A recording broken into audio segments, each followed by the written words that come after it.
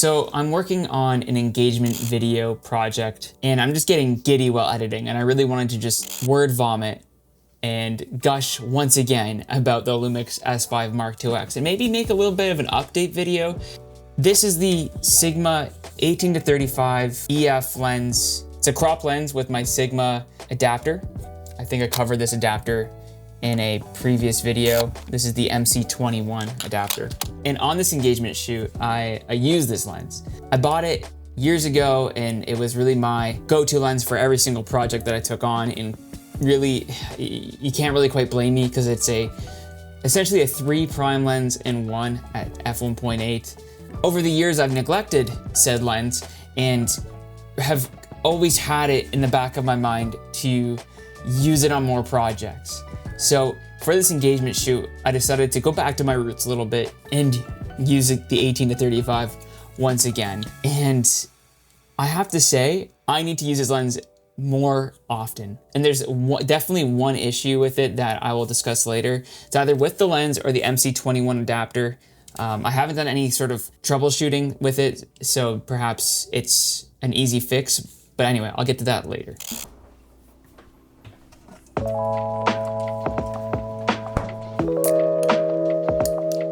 So I want to start off with a quick camera update and talk about the Lumix S9 Mark IIX and my usage with it for the past 3 months now. Fortunately, it's all good news.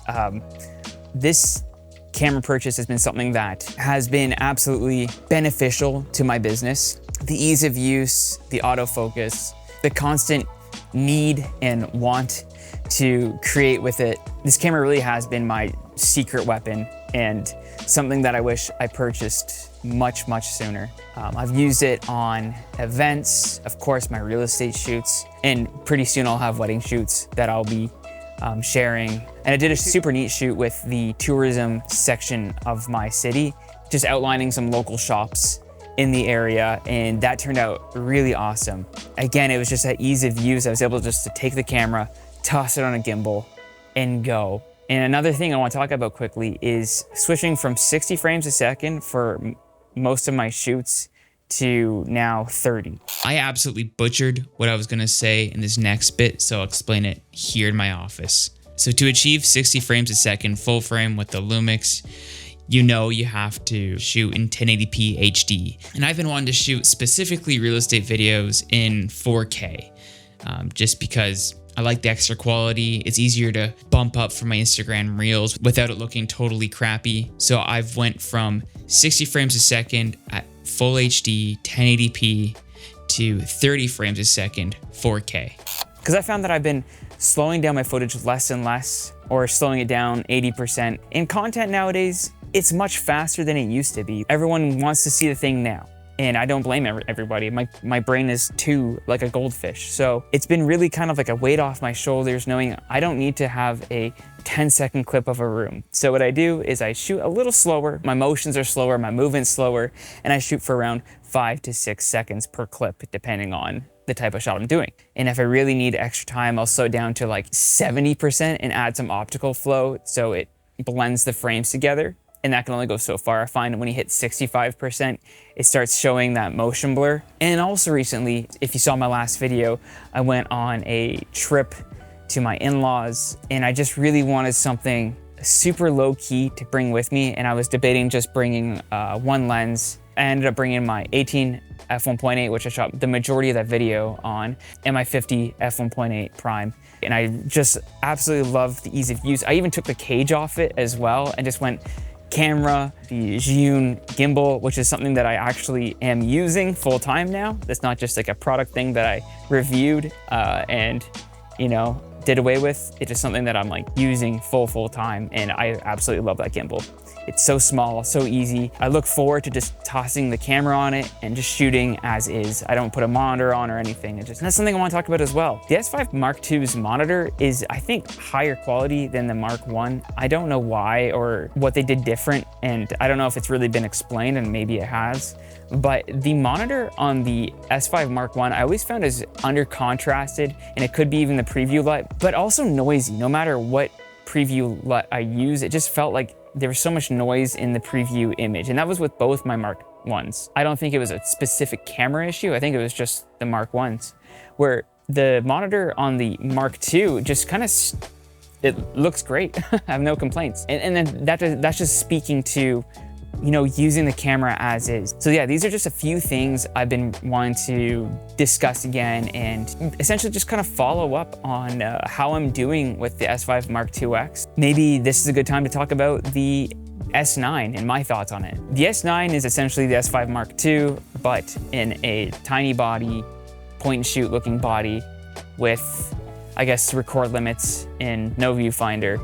But essentially, it's like, in my opinion, the perfect filmmaker travel vlog camera. You can toss it in your pocket or your luggage, and it's such a minimal form factor. You get yourself a tiny lens, and you're laughing. It has all the same insides, picture profiles. It has built-in LUTs, I guess. And that's a camera I've been really eyeballing. But then I think to myself, like, is it just, you know, more stuff to buy that I really don't need? Because I'm getting by with what I have right now. Why buy more stuff? So I might put the pin in the S9 purchase unless it falls on my lap somehow. But yeah, S5 Mark IIX, great purchase. If you don't have one yet and you're trying to like kind of on the fence about it, get the Mark II, Mark IIX, or S9 if you don't care about the record limits. The ease of use and the convenience, the picture profile, the quality is, you know, everything that I wanted out of a camera. So now let's talk about a gear recommendation. Let's go to another location because I'm getting bored of this one.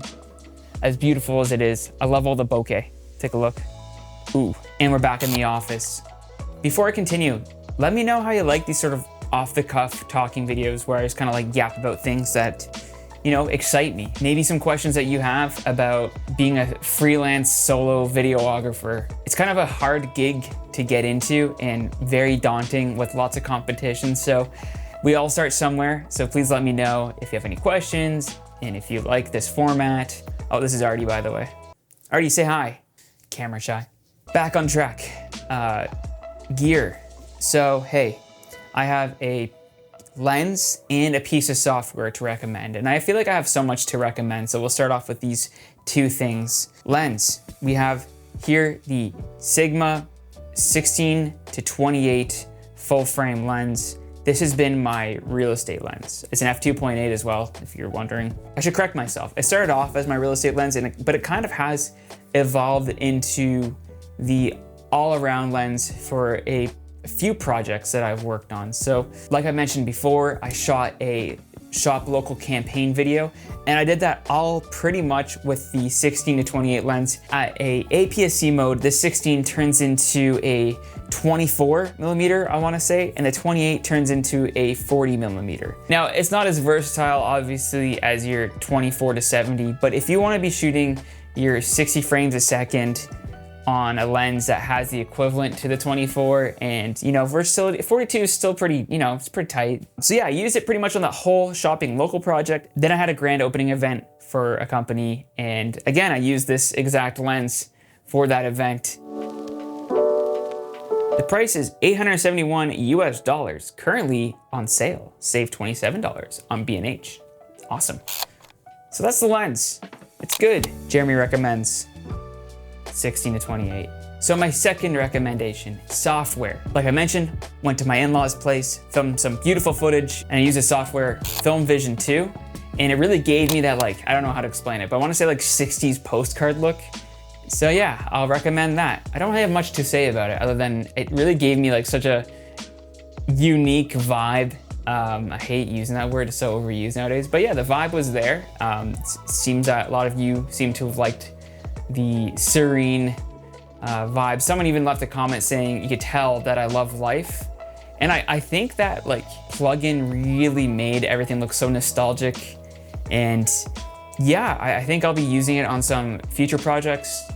I mentioned earlier I had an issue with the Sigma 18 to 35 on the S5 Mark IIX. And as I was wrapping up the last segment, I was like, crap, I mentioned that and I never talked about it. So here we go. I was shooting in 60 FPS, 4K, because we were doing some lovey-dovey stuff. It's great to have that fast motion and just let things play out, but it's also nice to slow down the footage as well to get that romantic vibe and you never really know what you're gonna do with the footage until you start really editing it. While I was shooting 60 frames a second, it started like skipping frames. I don't know if I deleted the footage altogether, but if not, you'll see it playing here. It started jittering. I thought it was just like inside. It was like very strange. I also had a monitor connected as well, so maybe I thought it was maybe that, but no, it was baked into the footage.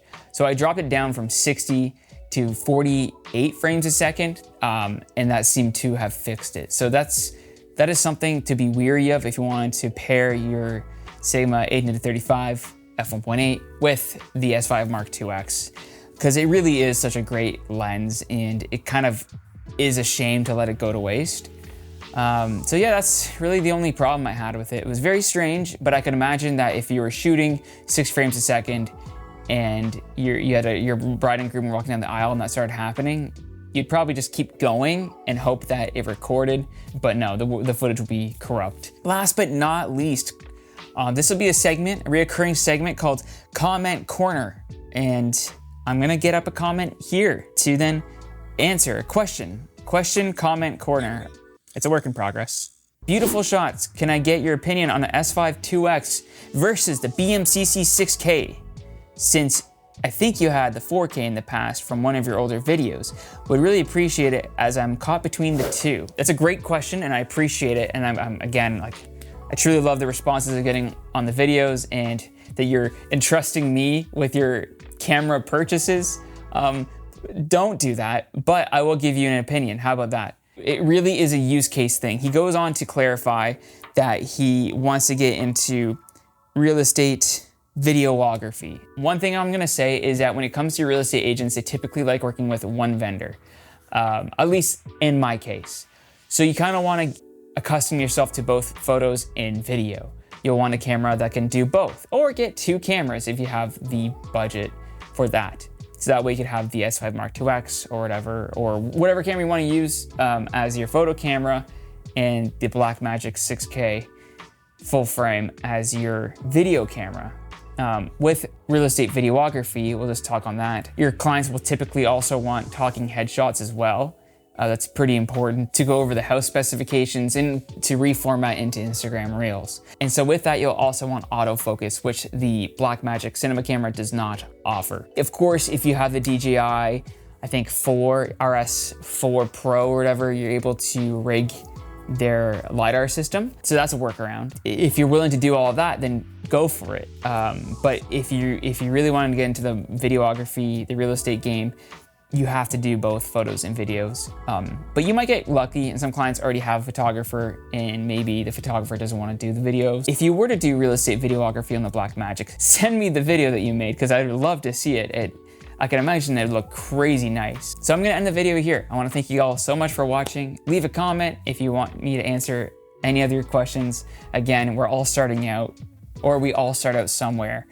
And sometimes you just need an opinion from someone who had to go through all this nonsense to get to where I am, which is a moderately comfortable position. You know, I'm not in a mansion or anything. I don't have a Bugatti, but I love life and I love where I am right now, and I wouldn't want anything else. So feel free to ask away and I'll be more than happy to talk your ear off. And until then, I'll see you in the next one. Bye now.